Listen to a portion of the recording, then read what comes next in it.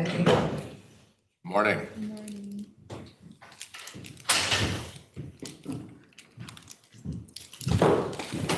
everyone.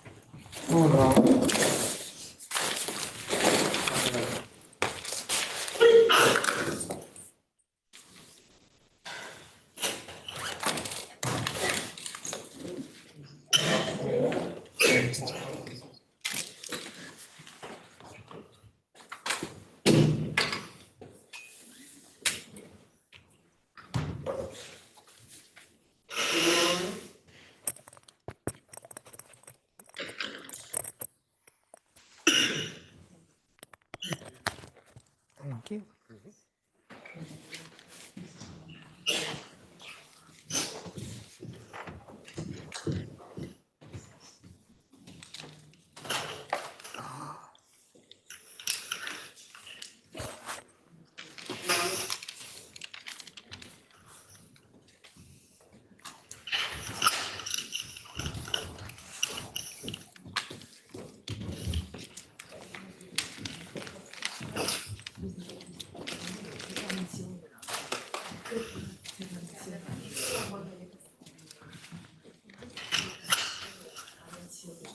Morning, Jeffrey.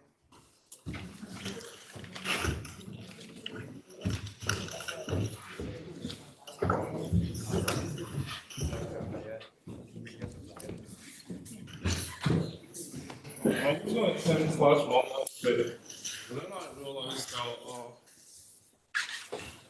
there's a lot of like classes you have in person for a while, so I decided to come. Thank you. I just need to like go back to sleep afterwards.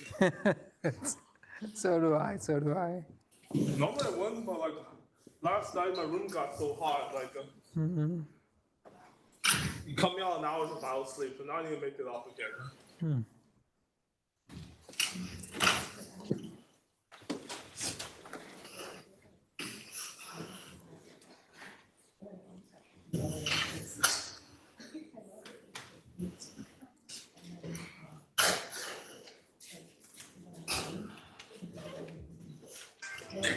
That's the lecture slides. Look. When I didn't do this on purpose, sir. 问题就是说呢，老师they don't let you use a computer phone class. I'm not allowed to use like the phone computer in class, right, Professor? That's right. 我跟你说，如果老师不让我就是说班里面用电脑或者手机，那我那拿去也没用。我是故意的。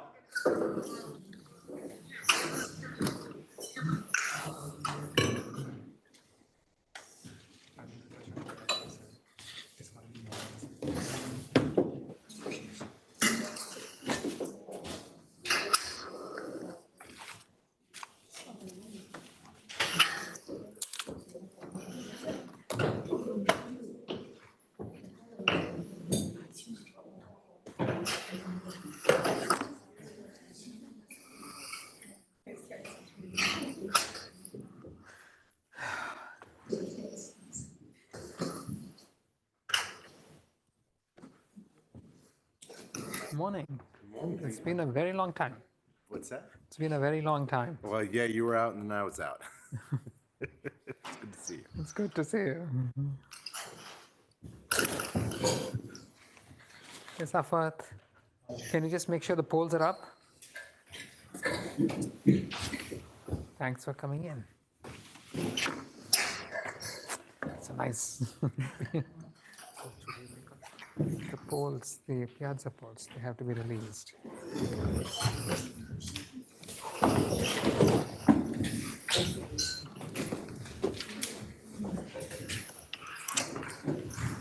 And the irony is now I'm going to be out again Are you out next week? next month. I'm out in DC next week. I work for a couple days in November. It's just where it takes you, where it takes you. In my case, I have other issues. Not work related. Technical issues.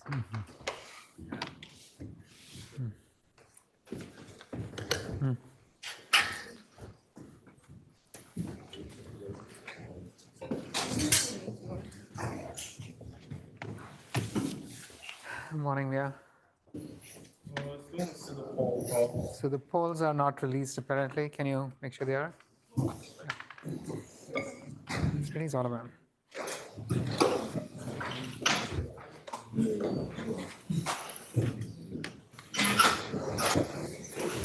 Someone's alarm will go off. I'm not sure whose, but we'll begin at 8. Okay? Whoever it is who has this alarm which goes off at 8 has not come in today. So I'll give you guys a few seconds to complete the attendance poll, and then let's begin.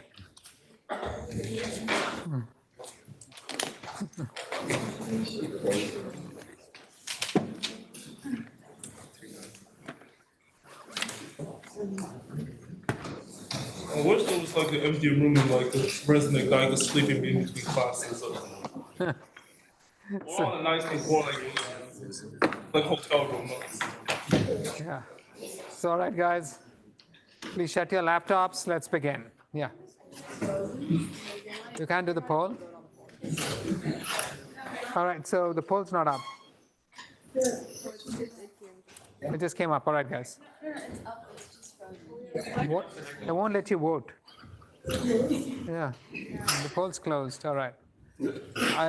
Okay, we'll start a minute late just to make sure this is. Let me begin, since it's 8:01, and I'll give you guys a couple of minutes to shut your laptops and not bully you until 8:04. Right? Let's. Here's where we were. Let me write this down. Attendance is 796.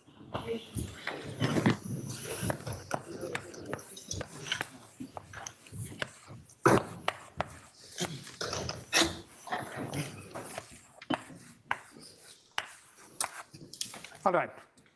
So we're going to go through a quick recap. And that's the time you can use to complete the attendance poll.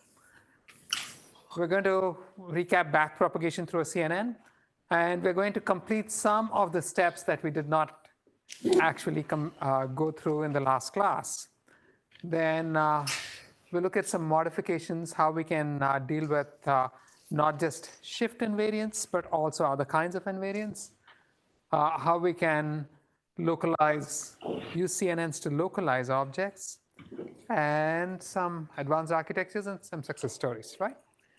So the story so far, we've seen that shift invariant or position invariant pattern classification tasks, such as does this picture contain a cat, are done, or does this recording contain the word hello, are best performed by scanning for the target pattern using convolutional neural networks, or if it's a one-dimensional scan, it's a time delay neural network. Now these are essentially just gigantic neural networks with many shared parameters. The scanning is just the manner in which you engineer it, the operations that are performed to compute the values in the network. But at the end of the day, it's just one gigantic network that's analyzing the input. That's something we must keep in mind. So when we want to train this network, we have the usual approach. For each training instance, you first pass the training instance through the entire network all the way to the output. Then at the output, we will get at the output of the network, we're going to get, the network's going to generate some values. These are compared to the target, the desired output. We have a divergence between the two, and then we backpropagate the derivatives of the divergence through the network. Now, the network itself includes convolutional and pooling layers, but at the end, everything is typically flattened and passed through a MLP or a softmax. And so backpropagation through the MLP is something that we saw earlier when we were talking about MLPs, but then the derivatives in the first layer of the MLP are essentially the derivatives at the last layer of the convolutional network. They can be folded back into the same shapes as the maps in the final layer, the channels in the final layer, and from thence we must propagate the derivatives back. And this subsequent backpropagation requires special consideration of the shared computation of the convolution layers and the pooling layers. Someone had asked me in the last class, where is the shared parameter? I think I made a post. The fact that the same filter is looking at a bunch of different inputs is where you get the shared parameters from, right? So what we need to do to sort of decompose what is performed during backpropagation is to figure out how backpropagation is performed through the convolutional layers. And the convolutional layers, you're given the output of the activation map. We must figure out how to propagate those derivatives at the activation level back to the affine maps, and from there on backwards to the maps in the previous layer, and also to the filters. So given the derivatives for the output activation maps y of L, the Lth layer, first we need to figure out how to compute the derivatives with respect to the affine maps z of L. And then from z of L, we want to move them back to compute the derivatives for y of L minus 1 and the filters w of L, which are used to compute z of L.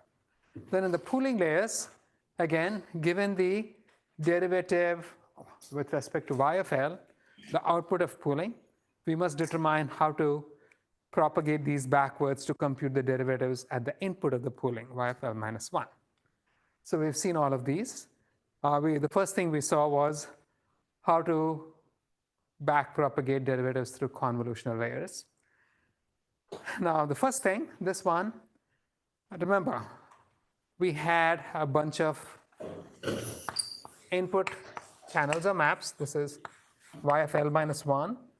Then for any layer, at the output, for any one of these guys, we had a corresponding filter, right, with as many channels as the number of input maps. This filter was convolved with this guy to generate this map.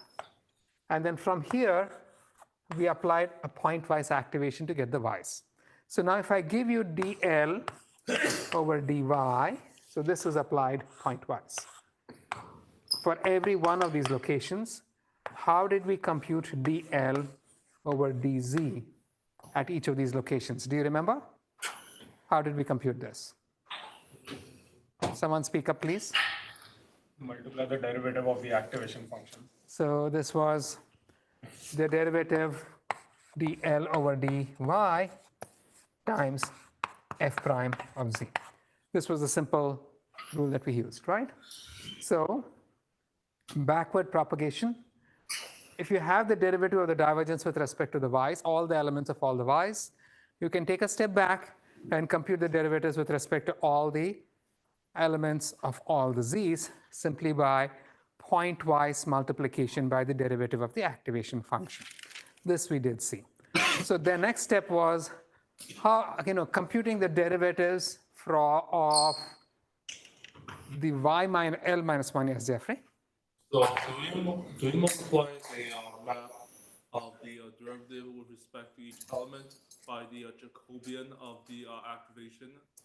It's an element-wise derivative at this point, right? Because each element of z is operated on by an activation function, which is a scalar function, which gives you the corresponding element of y.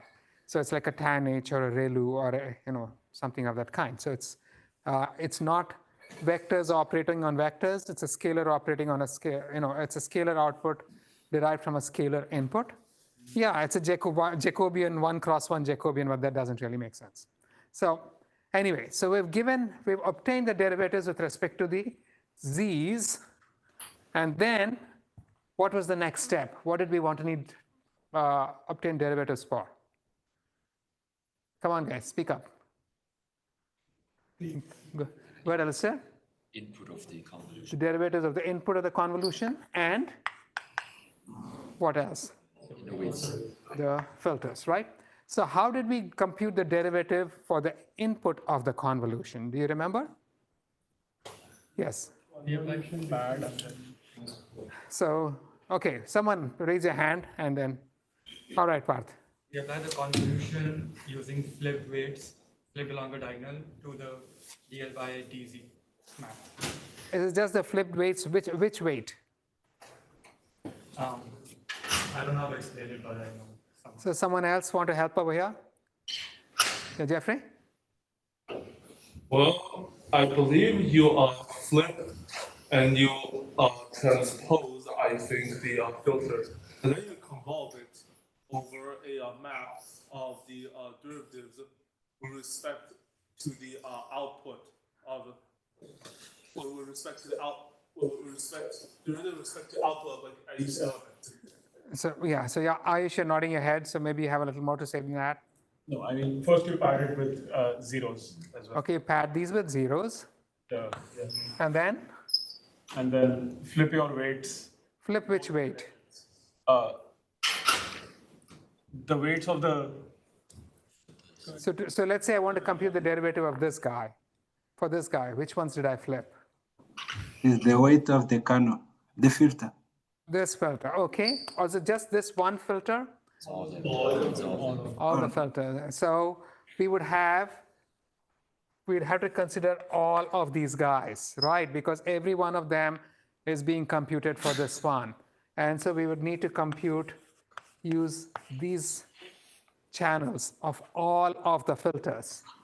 We'd have to look at the entire set of filters because the input channel is being used to compute all the output channels, right? And so what we did, yes, Jeffrey? Can I try taking a screenshot? I think I figured it out. Okay. So first, like, let me think. So, no, the derivative with respect to like basically like for one input map, I think what it is that like first you have to get the first at one input I think perturbs like all of the outputs, right? Like each of the output channels. So I think we need to get derivative with respect to the output of each of the output channels, and for each one, you like I think you slide it. I think you like basically transpose and flip the filter aligning with that input. So here we are, right? So the set of channels, filter channels that I've shown in the box, those are the ones. So now you think of it as composing a new filter, which is a transpose of the original filter. The channels become the filters, and then the columns and rows are also transposed. The entire thing is transposed. And now you're just convolving. You're performing the exact same operation going backwards as you did going forwards, except that now you have to zero pad. And that gives you the derivatives for the input channels, right? And you can do this for all the input channels. Do you remember this, guys? Everybody? Can I get a loud yes? Yes. Thank you. Right. How did we compute the derivative for a filter channel? Anybody remember? Yes. We convolved it with the outputs with the inputs that filter. Did we convolve the output or did we convolve the derivative maps at the output? Derivative, okay. So we convolve the derivative maps at the output with the input to get the derivatives for the channel, right? So the filter derivative, you convolve dz over dy, d div over dz with each of the input channels to get the derivatives for the corresponding channel of the filter, which computed that particular output map, right? So this was easy. We went through a lot of math, a lot of pictures, but the end result was comfortingly simple, right? So now, and so we figured out how to go from Z all the way back to Y, from Z how to each of the W's. The other thing that we had to see was how to compute derivatives for the pooling layers. Now for the pooling layers, max pooling, you'd be looking at a group of elements and then picking the largest value from the group at each position. So something like, if you had 1, 3, 6, and 5, you'd pick only the 6. Now what was the rule we used to back propagate derivatives through max pooling? Anybody remember? Yes. The derivative of the max pooling layer was one where we found the largest element and zero everywhere else. So we passed the weights back. Yeah, so this was your pooling, right? At each position, you found the location of the largest element, and then you just copied it over. So this information is available. Where did the largest element come from? And so when you're going backwards, all you do is copy the derivative, add the output of the pooling to the location of the largest element, and everything else is 0. But then we didn't simply copy it over, we incremented the derivative at that position. Why was that? Jeffrey? It's because element may be in several windows, and if it's like the max in several windows, then it perturbs the That's exactly right? If you're just sliding, something that's high in this window might also be the highest element in the next window. So you want to sum them up. And so here was the pseudocode. Going forward, you found the location of the maximum value and then copied the value at that location into the output. Going backward, you just copied the derivative at the output or incremented the derivative at the location by the derivative at the output. Very simple. What was the other form of pooling we considered? Mean pooling, right? Something where you just took the average of all of the values. In this case, how did backpropagation proceed? Yes? Copy the same value divided by the number. We just, you distributed that value uniformly over all of the elements. So we just copied it. In this case, there are 4 elements contributing to it. We shared it uniformly because they all contribute, with a factor of 1/4 to this element, right? And so, again, was it simply copying or incrementing? Incrementing. So, by the way, if you look at the PyTorch code, I don't know if they fixed it, but the PyTorch back propagation through pooling used to have a bug. Where obviously, the correct thing to do is to increment, but I think they just copied. And so, but it still works. Anyway, so mean pooling going forward, you just compute the mean of the elements in the window. Going backward, you just increment all the elements within the window by 1/k² times the derivative at the output, right? So far so good, right? Now, we've dealt with convolution layers and pooling layers. There was another operation that we never really considered so far. What was that? Downsampling. Downsampling and upsampling. So let's see how that happens. But first, here's a poll.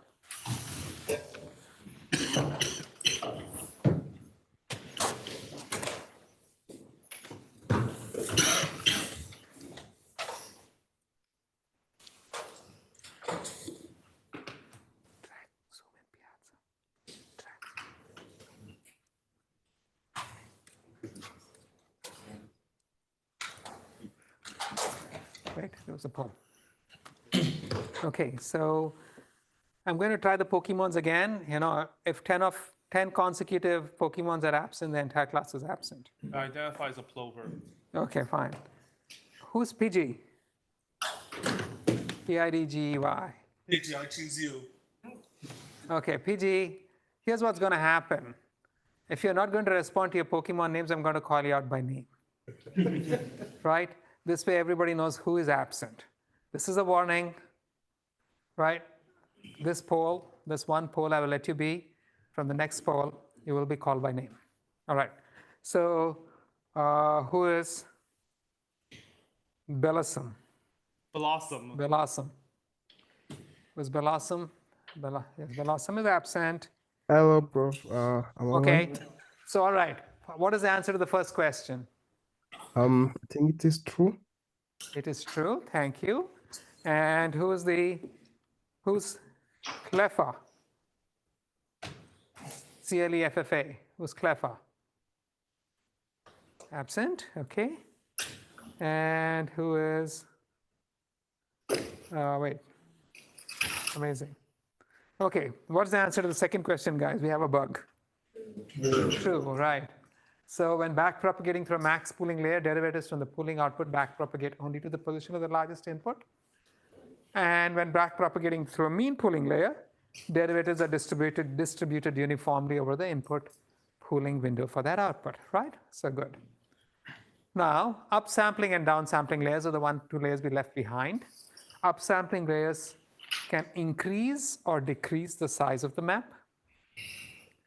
And upsampling so we said there was something specific about upsampling. Can upsampling be followed by pooling? Why not?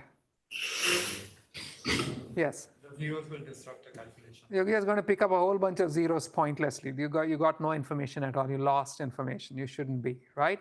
So upsampling can only be followed by convolution. And so when we follow upsampling by convolution, you can think of this as convolution with a fractional stride. That's how it's stated. If I'm upsampling by a factor of 3 and then convolving, the output size is going to be the same as if you convolve, but then you took a step of 1 over 3, right? And so they call it convolution with a fractional stride. Convolution, now downsampling. Downsampling, is there any restriction on what downsampling can be followed by? No, doesn't make any difference, right? Is there any restriction on what it can be preceded by? It shouldn't make a difference, right? And because you're just dropping stuff. And so downsampling after convolution, what was this the equivalent of? Convolving with a full stride. Downsampling by a factor of 2 is like convolving with a stride of 2. And then similarly pooling, followed by downsampling, what is that? Pooling also with a stride, right? Now, what is the downsampling? Okay, before I continue, there was another principle that I mentioned in the last class, which had to do with the sizes of derivatives, of gradients. So if I have any operation at all, I'll just call this O because it's an operation, and I have some input of some size. Let's call this M cross N. And this is generating some output. We don't know what it is. We don't really care. And this is finally used to compute the divergence, which is a scalar. So when I compute the derivatives backwards, what is the size of this gradient? What must it be? The same as the size of the input. The same as the size of the input, because in principle, every one of those elements individually can influence the output, right? And so how they influence it, maybe, it depends on the function itself. But the size of the derivative must be the same as of the divergence must be the same. The gradient, rather than the derivative, must be the same as the size of the input. This is the principle that we're going to work with. Now, here's a downsampling operation. I start off with an input map, and let's say I downsample. Yeah. For downsampling, and during the respective inputs, you just take the during the respect to the outputs, and then you pack the exact same way to like an upsample, because the inputs that get dropped, like in the downsampling, they do not perturb the loss in any way. Like the way how much it perturbs the loss is zilch. That's pretty much it, right? So the downsampling operation, if I were downsampling by a factor of 2, it's like saying I'm masking out every second row and every second column. If I'm downsampling by a factor of S, I'm masking out S minus 1 rows and S minus 1 columns between,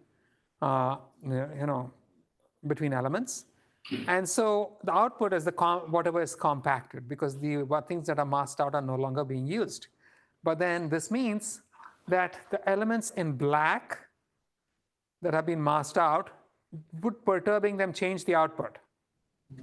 Yes or no? No, right? So what would the derivatives be at those locations? 0, right? What about the rest of the locations, the ones that are colored? Would perturbing them in the input change the output? Yes, by how much?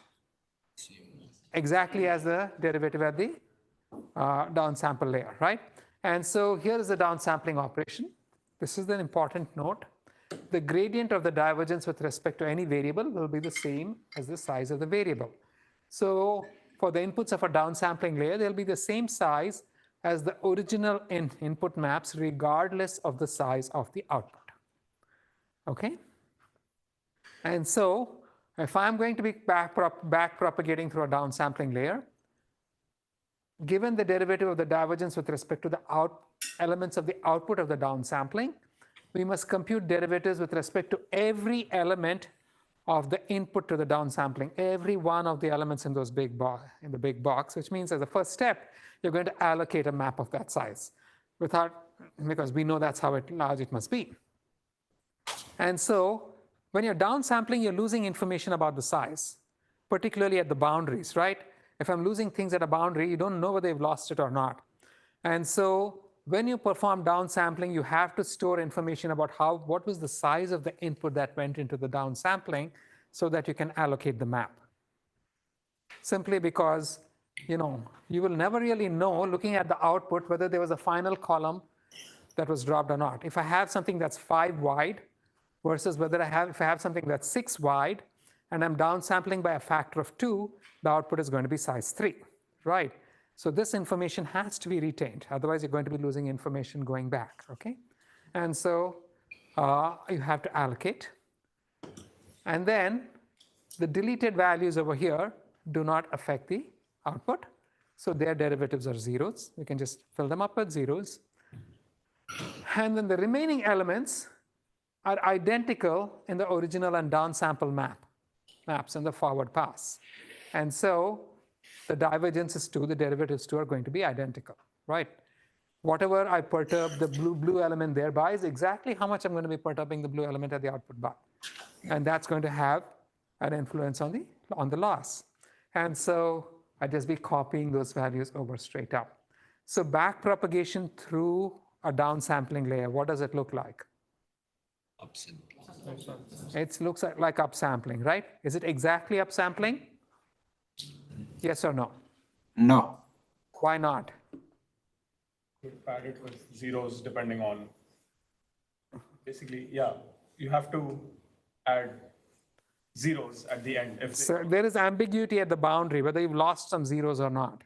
Like the difference between an input of size 5 and an input of size 6 is nothing at the output.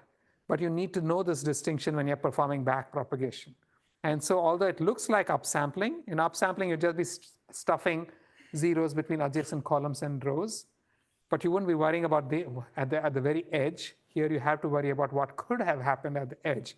And so you're storing information about the sizes going forward. Make sense to everybody? Right? So you're looking lost over there? No, yeah, you. I was wondering. What's your name? Shreya. Shreya, okay. So you said that the difference between this and upsampling is that we are unsure about the edges, but if we're retaining the size information, why are we still unsure? If you retain the size information, you're not unsure. But then you can't just use an upsampling code. You can't just use your regular upsampling code, okay, right? Because that's not going to be putting things on the boundaries. Okay. So downsampling, you'd be allocating an input to the right size, and then just copying elements over to those locations, right? So straight up. Then upsampling is the exact opposite. Now upsampling, I have a small map, and I'm increasing the size of the map by stuffing zeros between rows and columns, right? When I propagate my derivatives backward, what is the size of the map going to be at the input to the upsampling? What is the size of the derivative going to be at the input to the upsampling? Come on, guys, you know the answer. The size of the input itself, right?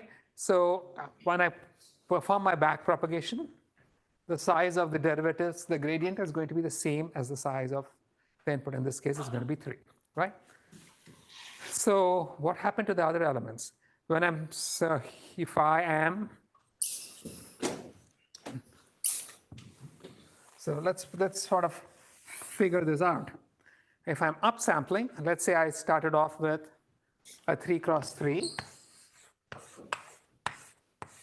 and then I performed an upsampling by a factor of 2. What is the size of the output going to be? Can you speak up, please? 5 cross 5, because I would be inserting zeros here, and these guys would be zeros, right?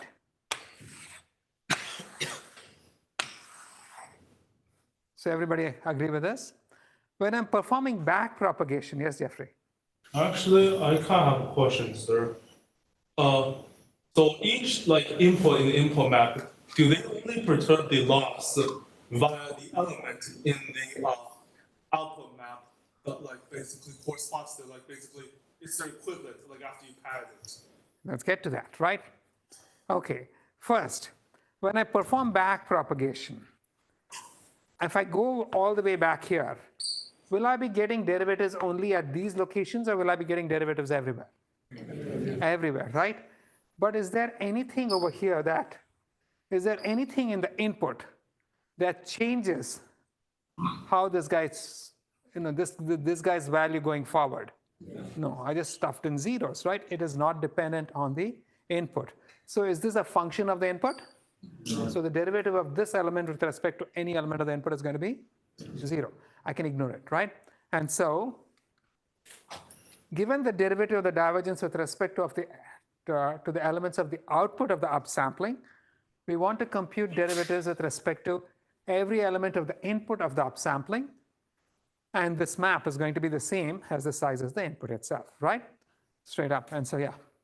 We said that we don't use pooling after upsampling because it like usually catches a bunch of zeros and loses. It could catch a bunch of zeros. And isn't that the same true for convolution? So when you're performing convolution, you're performing a weighted sum of all of the elements.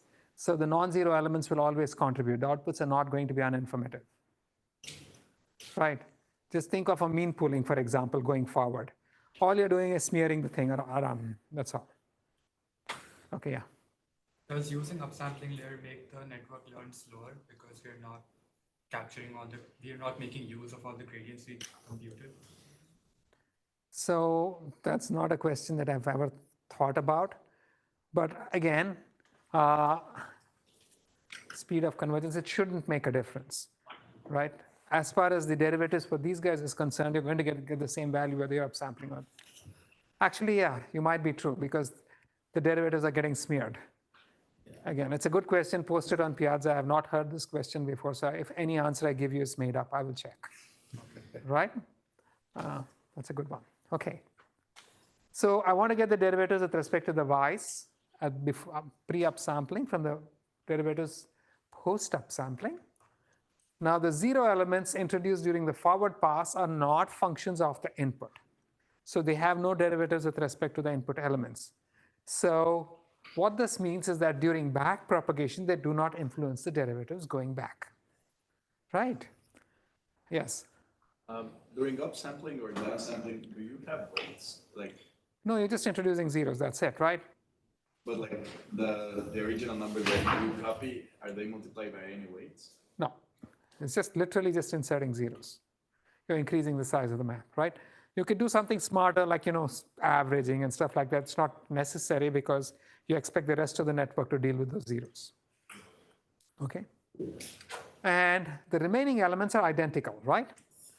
So whatever I perturb, since this blue element here is identical to the blue element over here, the effect of perturbing the blue element here is exactly the same as the effect of perturbing the blue element here, so I can just copy the derivative over.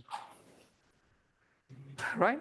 So it is copied over. Now, so back propagation through upsampling, I'm literally just copying elements from the from the correct positions over. It's like what is what is the back propagation operation through upsampling over here? Can you say that aloud? Downsampling. And in this case, is it exact? Yeah. Pretty much, because you're just dropping things, right? And when you're upsampling, you're never really going to be putting an extra bunch of zeros at the boundary. That's not something that's a standard operation. Yes? So is it because of getting rid of zeros is a lot less ambiguous than padding zeros? Is that why it's exact in this case? It's because when you're upsampling, you're not really going to be padding zeros at the boundaries. That's why it's exact, right? Zeros are ambiguous in this case. Yeah. All right. So now, when you're implementing your neural network, often you'll implement your convolutions and pooling with strides greater than 1, like a stride of 2 or stride of 3, right? Now, if you try to work out the arithmetic for what the derivatives are when the stride is greater than 1, you're pretty soon going to get tangled up because the stride makes things very ugly, right? And on the other hand, if you actually look through the blogs on the web, you're going to get some pretty hideous things out there. You don't need it, because what is convolution with a stride of 2? And Followed by downsampling. it's convolution followed by downsampling, right? And we know exactly how to perform the back propagation through a downsampling layer. We also know exactly how to perform back propagation through a convolution layer, right? So if I think of it this way, it's 2 stages of back prop.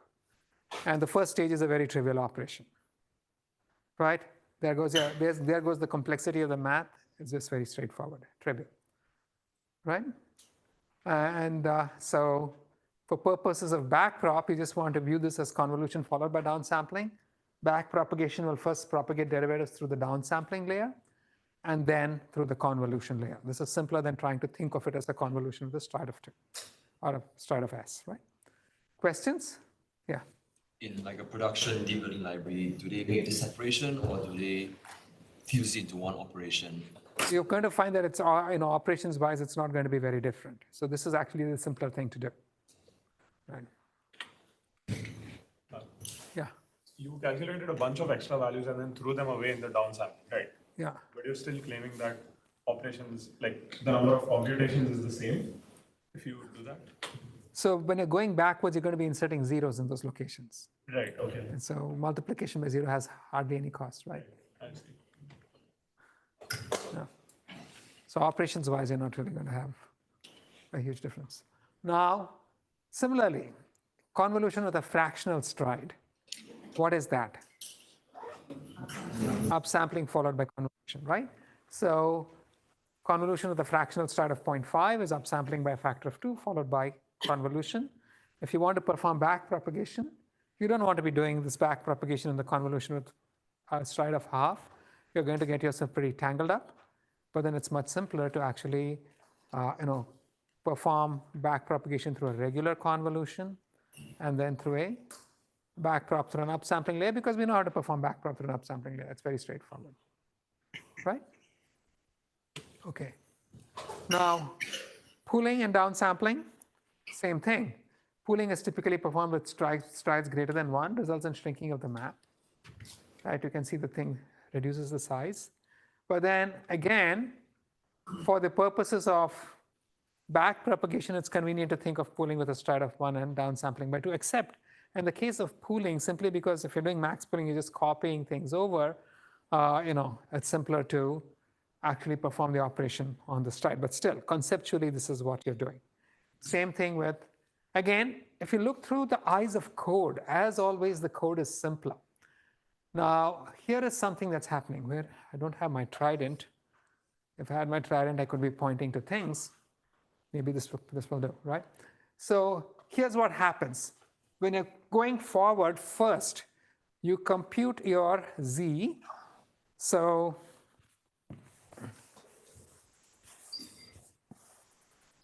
you're scanning your input, right? And then you're scanning your input left to right, top to bottom. Within the input, you're scanning windows. And then within each window, you are performing an element-wise product at each position, which means you're summing in 2 directions. And you're summing this over all of the channels because you can have multiple channels. So I is the channels, X prime and Y prime are the summation within the window. And then you have a multiplication of the filter element and the underlying Y element. And that the final sum gives you a Z at that position. And that Z is put through an activation, right? So this was the simple operation that we had. And if I wanted to do a back prop, we just saw that you didn't have to think about the math. You can just sort of flip the operations over here. The last operation here was Y was an activation applied to Z. So this has got to be, this is where you want to perform this is going to go to the top of the loop. So this, right where you have Z equals 0, that's where you're first going to get dz equals dy times the derivative of the activation. And then subsequently, the rest of the loop doesn't change, right? You're just going through the I, X prime, and Y prime as before. So you're going over all of these elements. And at each element, you're getting two derivatives. One is the derivative for the underlying Y. The other is the derivative for the W that multiplies it. And that's done by using the simple rule, right? The derivative for Y is W times the derivative of Z. And the derivative for Z, W is the derivative of Z times Y. Right? The simple rule. And so we literally just took the same code. We didn't do anything else except we flipped the position in which we computed the activation to be the first thing that you do within the box. And then subsequently, we just added two simple operations. Instead of a single operation of Z equals WY, we said dy equals W dz, dw equals Y dz, right? And now, if I'm using a stride, guess what? I'm going to be doing exactly the same thing. I can use the same code. The only thing that happened when I was using a stride in the forward pass was that I was scanning with a stride, right? So in the outer loop, we have a stride up there. And so I can literally just use the same code as before. The only difference that's going to happen is that now this Y, that's going to go up there. You get a dz, right? And as before, I'm going to get dy equals dz times w plus equals dz times w and dw plus equals dz times y. So you can see how when you think of it in terms of what I'm doing in code, you don't even have to think very hard about what's happening. You can literally write it down and it's going to be correct. That makes sense to everybody? Right. So code is simpler. That's why we're engineers and not mathematicians. Anyways, same thing, max pooling. In the max pooling, I was scanning with a stride. At each location, I just kept an IDX, the index of the location, and copied it over. I'd use the same code, except going backwards, I'm going to be filling up the location at the stored index with the derivative. That's it. So again, you can flip the code far more trivially than you can work out the math. And you can actually implement all of this without knowing a line of math. Right? It's very pretty. Same thing with mean pulling. Right? Mean pulling, this is forward mean pulling with a stride, backward mean pulling, same thing. Right?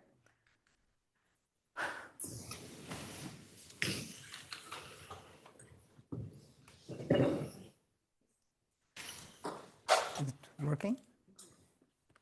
Okay.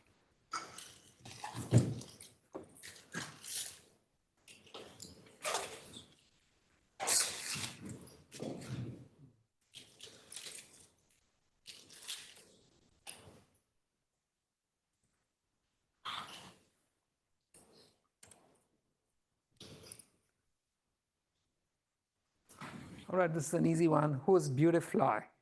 Yes, I know it's you. Okay, answer to the first one. True.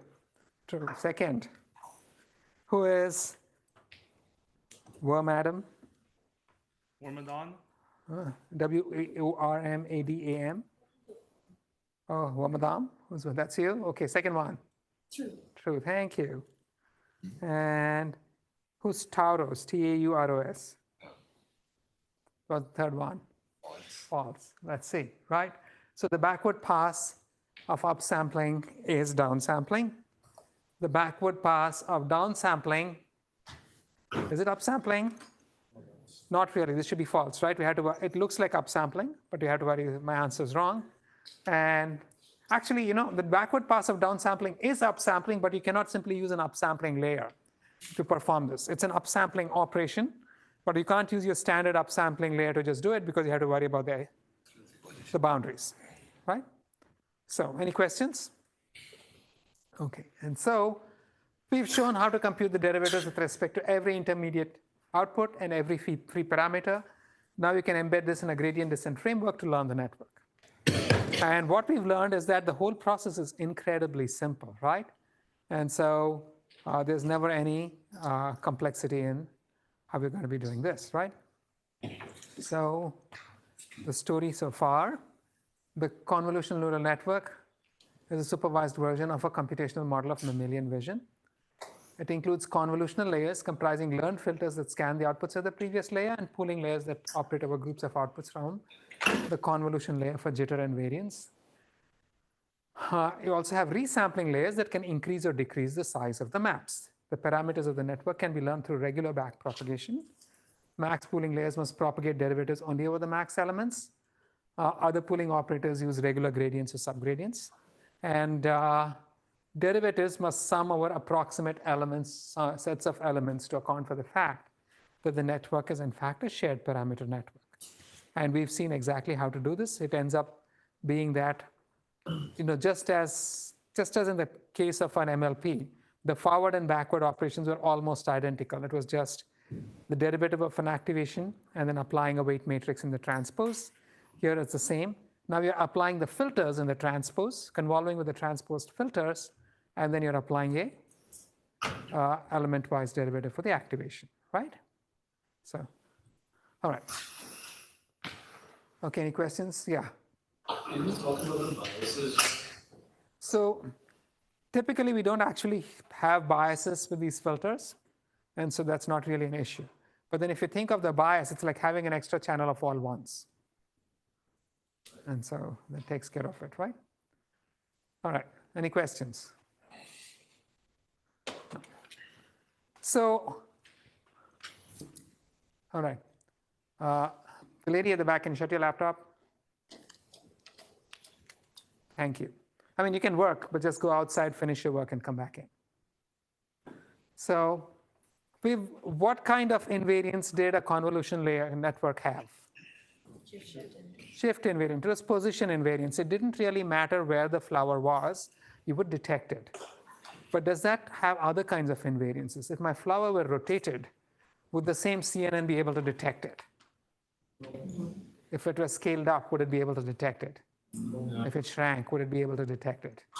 No. So these things are position invariant. They have a little bit of scale invariance, and this has to do with the fact that when you're doing a distributed, when you distribute the patterns over many layers, then you don't have a great deal of control over the resolution of the features that they will learn to detect. Moreover, your training data, it's naturally going to have some variation in the size of these target patterns. So you get a little bit of scale invariance. But then, not to this extent, right? So how can you modify the same network to have rotation invariance and scale invariance? Any ideas? Yeah. When you're sliding the windows, you can rotate and slide. Thank you, right? So shift invariance, here's a different thing. When I'm performing shift invariant, it's like saying I'm taking my filter, I'm shifting it to a location, the new location, and I'm taking and computing an inner product, right? That's how I got shift invariance. Shift invariance was obtained by shifting the filter. Transform invariance can be obtained by transforming the filter. And so if I want to have an invariance to a rotation by 45 degrees, every filter can now be rotated by 45 degrees and then can be scanned. Right. What's the problem with this approach? You want all of them. You want all of them. So how many copies will you make? 360 or more, or whatever the resolution is. So this is not it's not a practical thing, but this is exactly how you would actually get transform invariance, right? And so more generally, each filter produces a set of transformed maps, which are also going to be shifted. It's a composition of a shift and a transform, right? I want to find rotated flowers anywhere in my image. And so I'm going to decide, here are the set of transforms I'm going to be robust to. A mirror imaging, which means every filter has got to be mirror imaged. Maybe a rotation by 45 degrees. So I need a 45-degree rotation copy of the filter. Maybe a rotation by 30 degrees. So I need to enumerate each of the transforms that I want invariance to. And then each filter is going to be put through all of these transforms. And then you perform a scan. So how many channels will a single filter compose if I do this? Output channels. 360.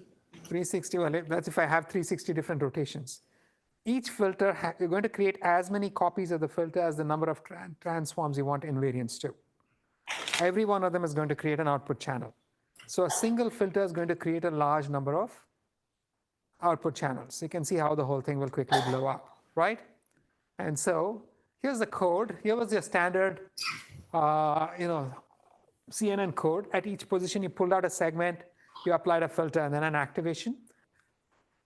Now, at each position, you're going to scan not just through the filters. For each filter, you're going to scan through all the possible transforms. And then you're going to be transforming each filter in every possible way.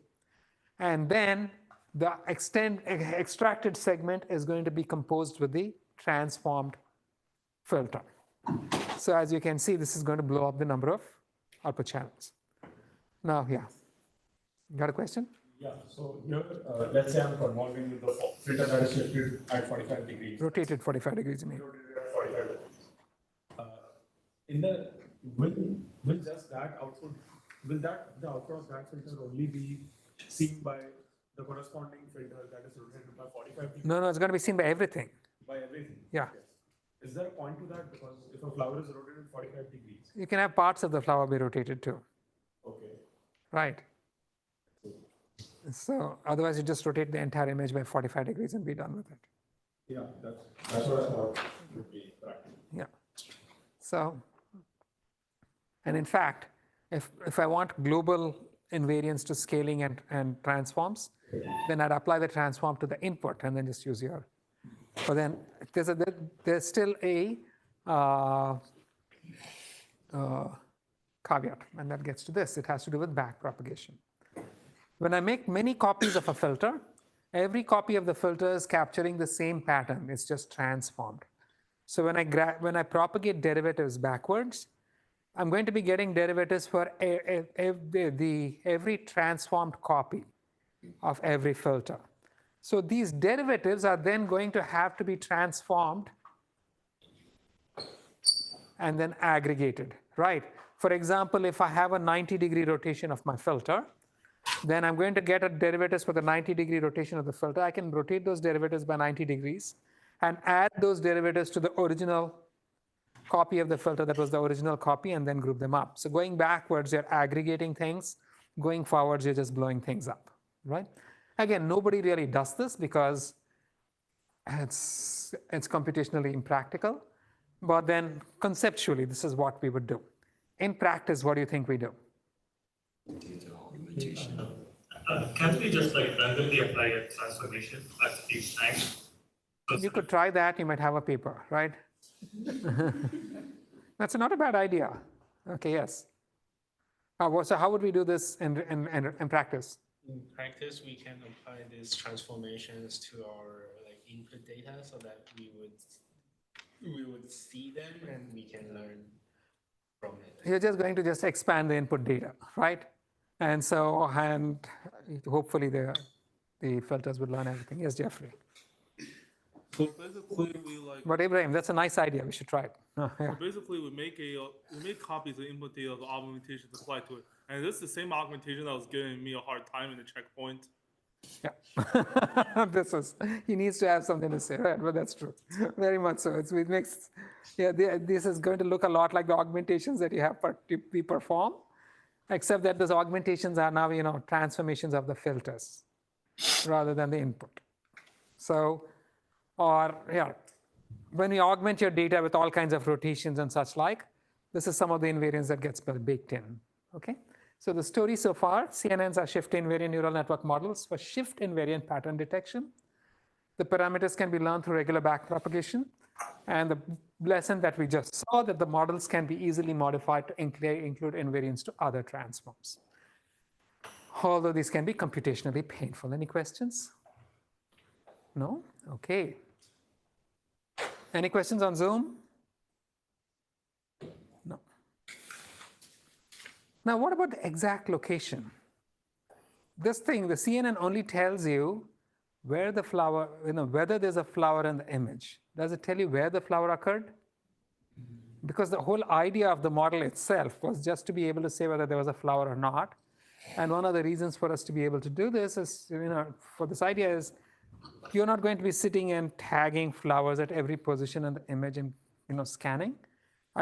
We basically wanted to be able to learn with weak labels. With weak labels meaning I just give you the data without fine-grained annotation, and you wanted to be able to learn to detect them. Yes? Wouldn't the information still, maybe at the lower layers of the CNN sort of exist, because that's where we detected the features and had access to the input? Yes, we only realized at the higher layers that there is a flower in this image, but then there should be some way to recover that information by going back, right? Thank you, right? So first, what kind of model would actually, we are speaking of distributed scans and non-distributed networks. What kind of model would make it easiest for you to actually find the location of the flower? MLP, no, but over here. So remember, we started off with a basic model where we just said I'm scanning with an MLP. Then we said the next thing where we said within the MLP itself, we are kind of looking for position invariance of the sub-pattern. So we distributed the patterns over many networks, right? But if I were just scanning with a regular MLP, which means you don't have the distribution of patterns across many layers, you could literally just pick the highest value, and that's probably going to be your flower. But that's not what we do. We actually end up distributing the pattern over many layers. And once you begin distributing the pattern over many layers, this distributed MLP, who knows what it is, right? It's fairly complex. So it's not obvious for us where the flower might be in the image. We know the information is present in all of the outputs, but we don't know exactly how it is present, right? So given this, how would one go about trying to detect the location of a flower? We know the information is available in all of those outputs, but it's not obvious. We probably have to go and see which neurons lit up for us to find flower. Yes, but we do something much simpler, right? I can just flatten the output of the final layer and in fact get outputs from other layers as well and concatenate them. And now I get this gigantic flat vector. And I'm just going to use that to predict the bounding boxes of my objects. Right? Now this of course means that I need training data with the bounding boxes marked. But if I have them, then I'd actually have two losses. One is the regular class output loss on top. And the second is where you're predicting the bounding boxes of the objects and you're performing an intersection over union loss or something of that kind to make sure that you're also able to predict the bounding boxes. So this making sense to everybody? Yeah. Can you not discard that head of the class output if you have the bounding boxes? So what are you finding the bounding boxes for?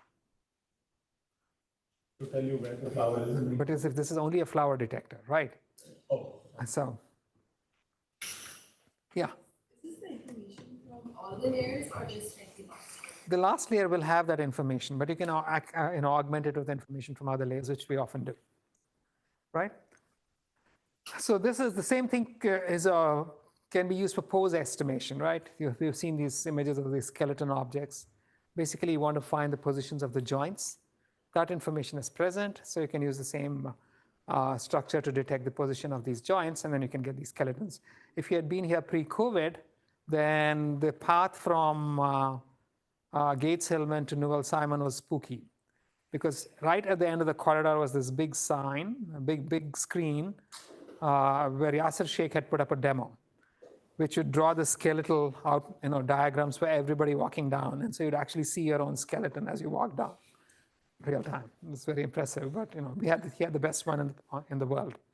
And of course, we had to demonstrate it and scare people. Then COVID happened, okay? So you can use the same mechanism to predict the joints of a stick model for pose estimation. As a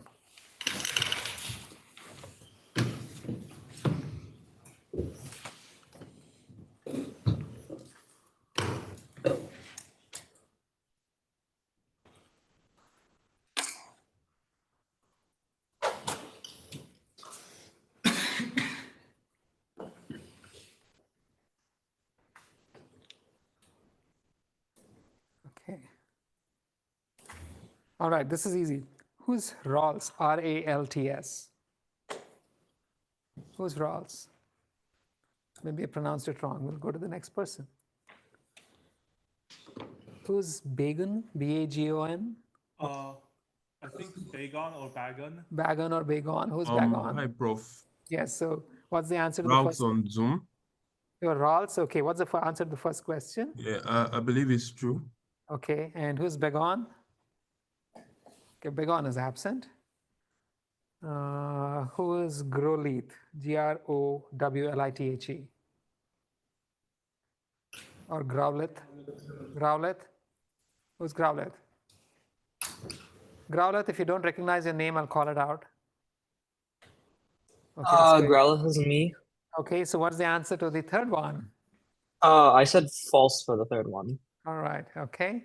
So let's see. To find the position of an object using a CNN, we need multiple output layers after the final convolution. One to identify the class, the other to predict the position, right? That is true. CNNs are invariant to the position, but not orientation or scale of the target pattern. Also true. So to make them invariant, transform versions of every filter must be included in the model for every transform considered. In principle, this is what must be done, Growlithe. But in practice, we just throw in a lot of training data. Yes, Ankit? So when you were doing the transforms for every filter, would you come up with some filters which are symmetric? For instance, if you only wanted to make something that is invariant to 90-degree rotation, you can just make a filter which is axis symmetric from the middle. If the filter is axis symmetric, it's only going to detect axis symmetric patterns. That is the problem. Yeah, but if you only wanted... If you only want axis symmetric patterns, that's not the same as rotational invariance. They are two different things. Right? So, all right. So, you have many variations of these models, very deep networks, 100 or more layers. And this convolutional network, not MLP. And this is, I don't know why this says MLP after so many years and nobody caught it.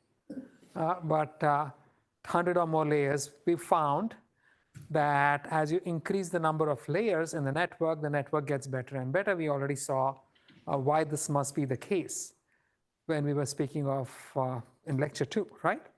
But then we have a problem that when the network gets very deep, we have problems training it. We'll see why in a couple of classes. So there's a formalism called ResNets that you're going to encounter in your homework, which we'll also look at briefly now. And then there's this notion of depth-wise convolutions, where instead of multiple independent filters with independent parameters, you use common layer-wise weights and combine the layers differently for each filter. I'm not going to be talking about the first one. Let's look at the second, right?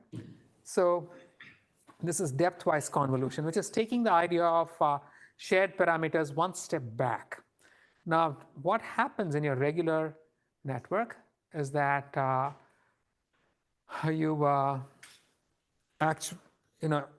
you have a filter. The filter has as many channels as the number of input channels, right? The lady at the back, can you please leave the room? Please leave the room. You can go outside and work. Okay. So the filter is going to have as many channels as each input channel, right?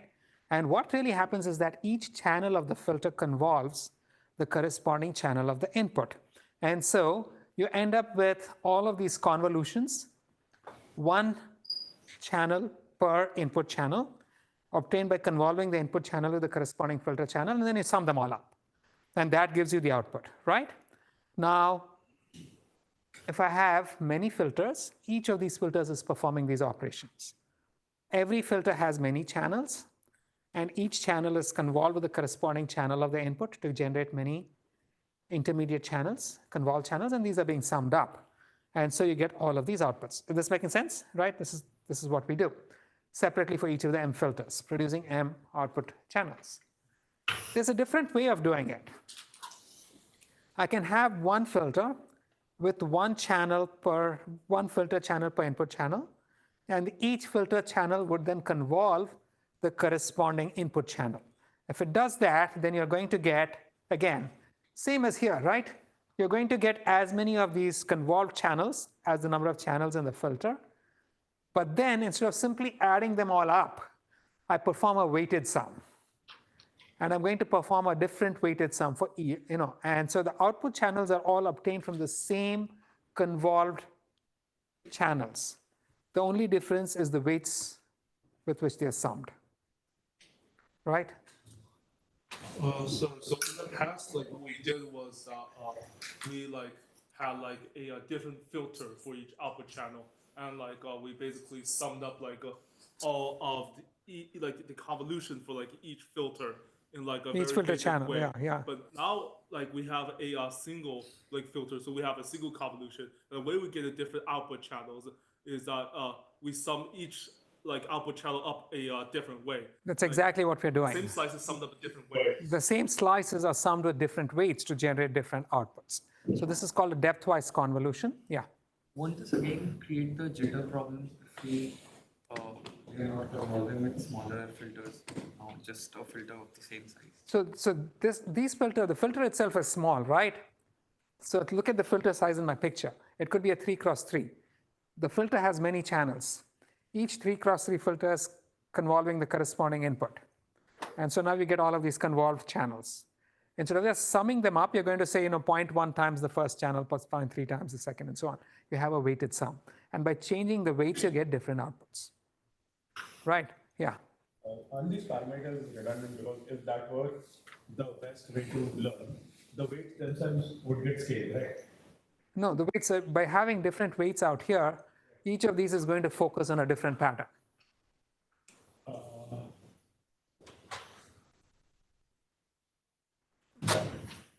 You can think of this as scanning the set of channels with a 1x1.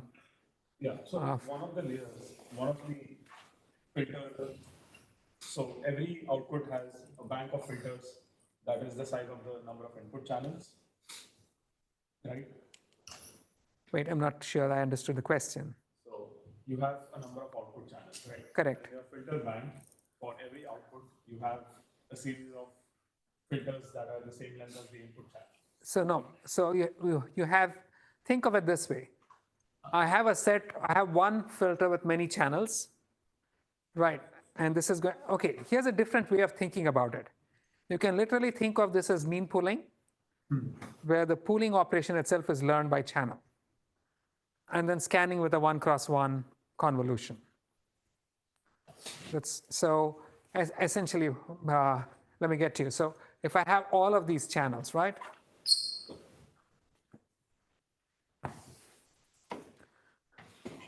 So if I have all of these channels at the input, then I'm going to be performing a little convolution with a filter of this size, and I get the same number of channels as the input channels. So this is what we do when we perform mean pooling, for instance. All of these guys are the same. But here you could think of it as learning these ones. Right, and so then I can do my, exactly as we did when we did the non-distributed scan, where you're looking at one element from each map and then combining them out. And then, each of these is going to be, output channels is going to be having a different way of looking at these guys, right? Right. So that's just a different perspective. But,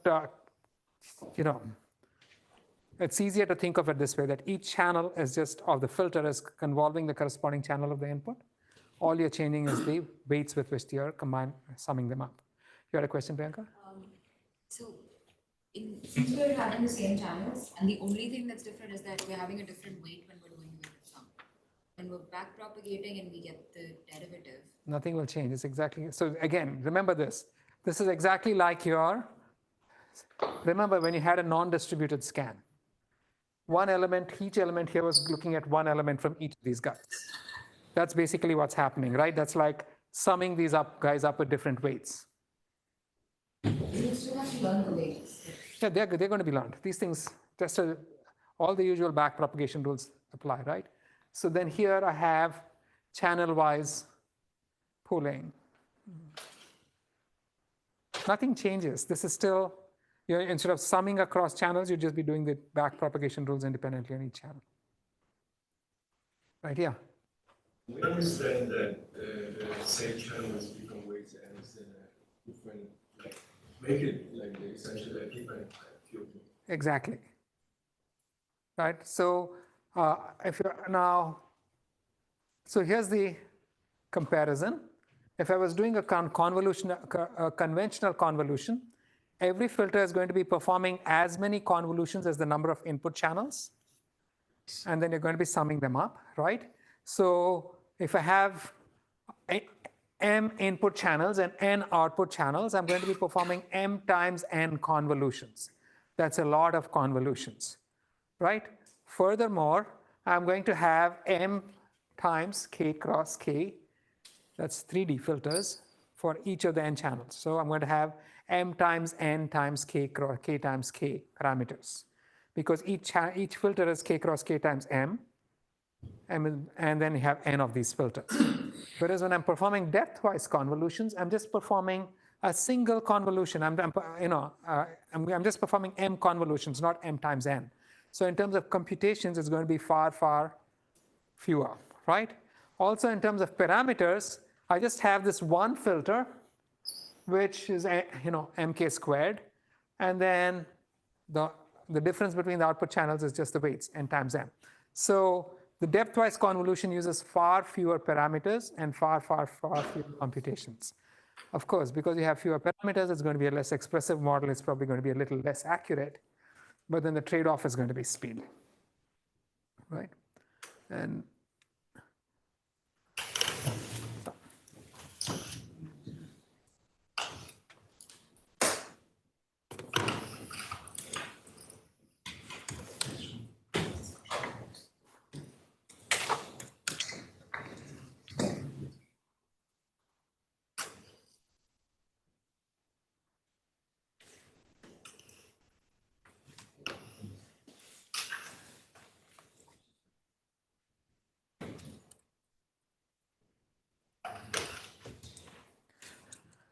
okay, this was easy. There are my glasses.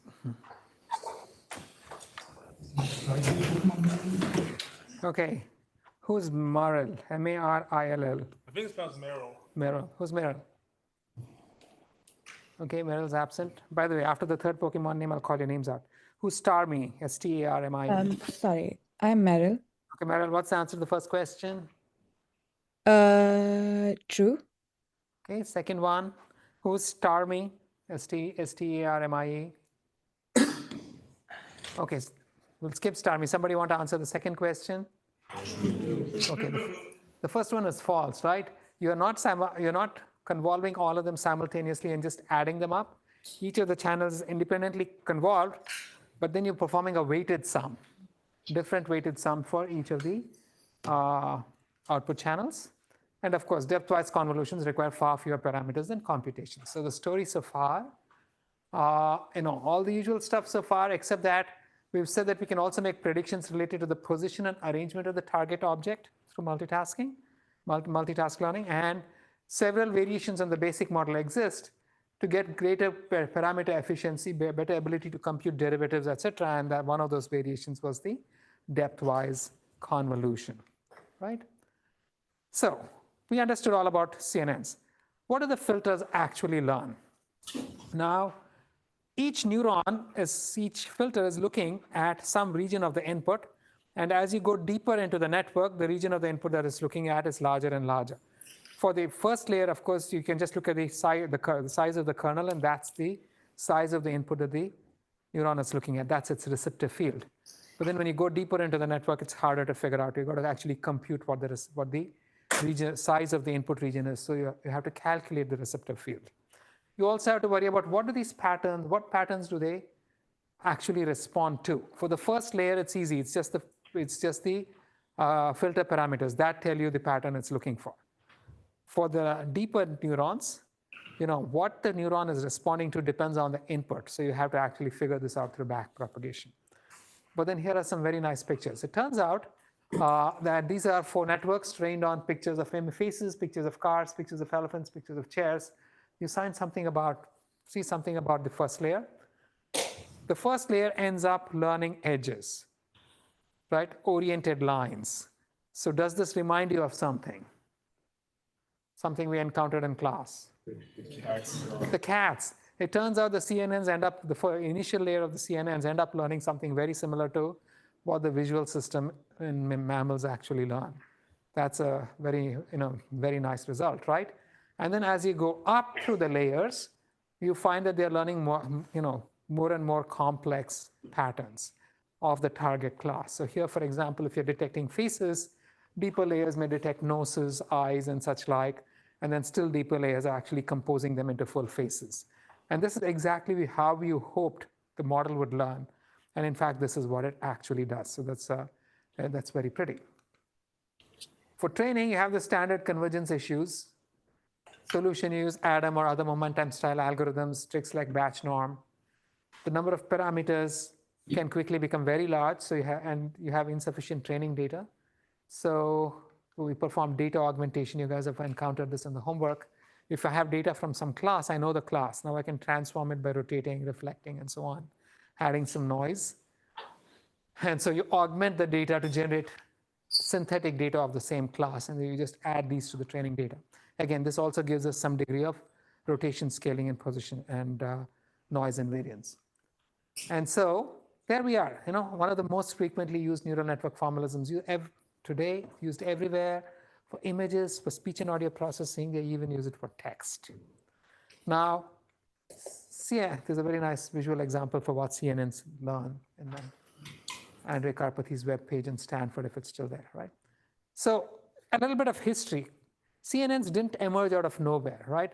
They literally started off as computational models of mammalian vision. You start with a neocognitron, then you add some supervision, and the first really famous instance of it, one of the first, was Jan LeCun's digit recognizer, which is what eventually won him his Turing Award.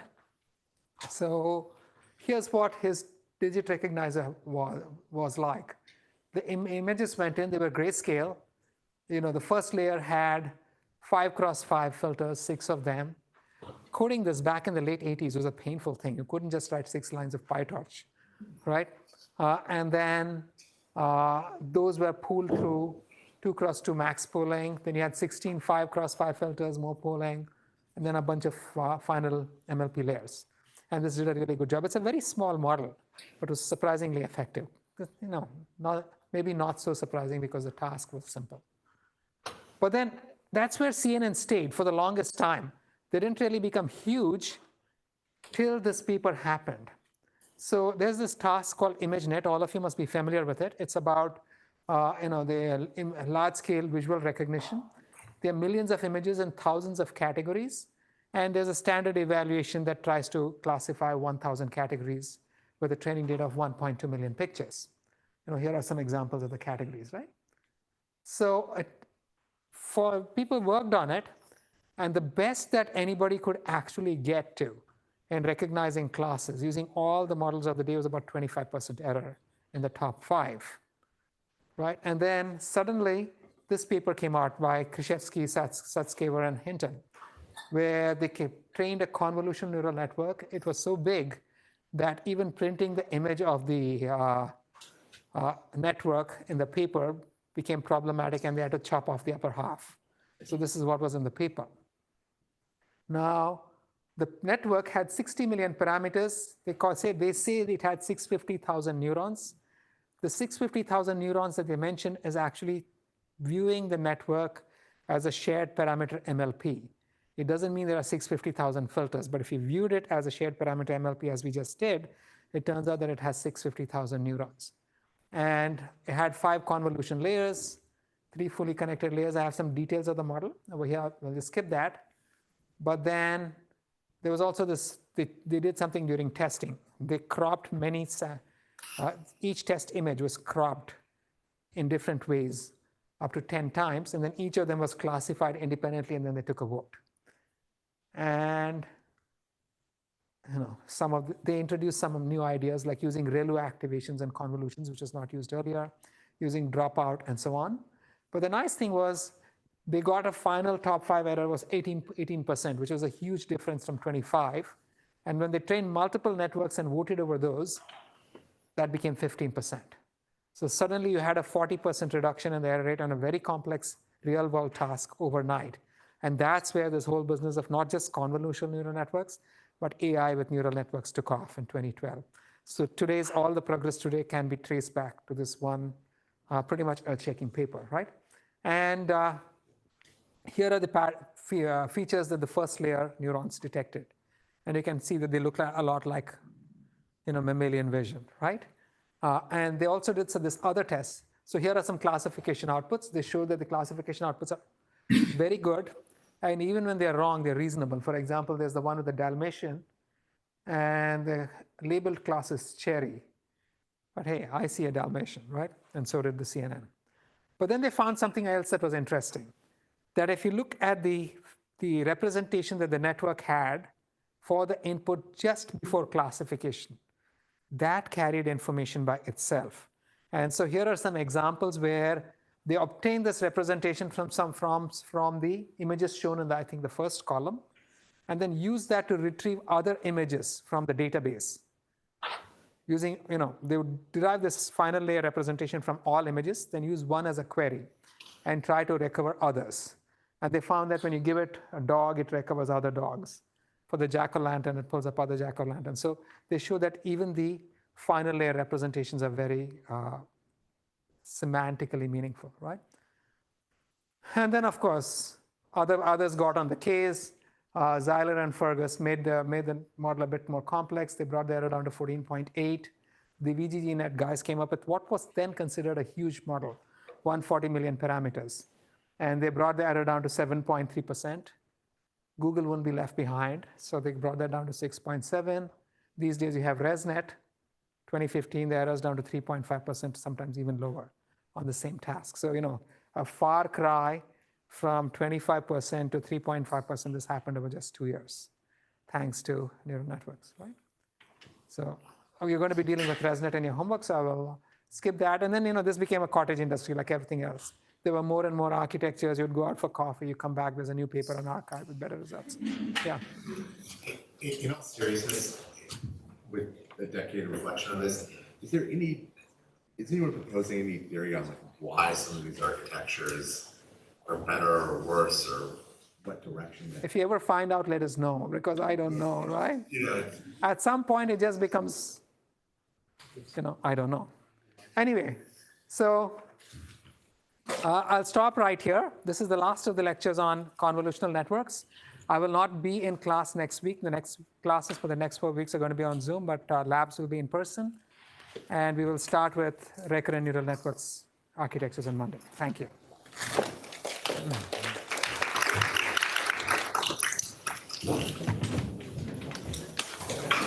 I hope the CNN series made sense to you guys, right? We spend a lot of time trying to break the thing down and not present it mechanically. Hopefully it made some impact. Yes. For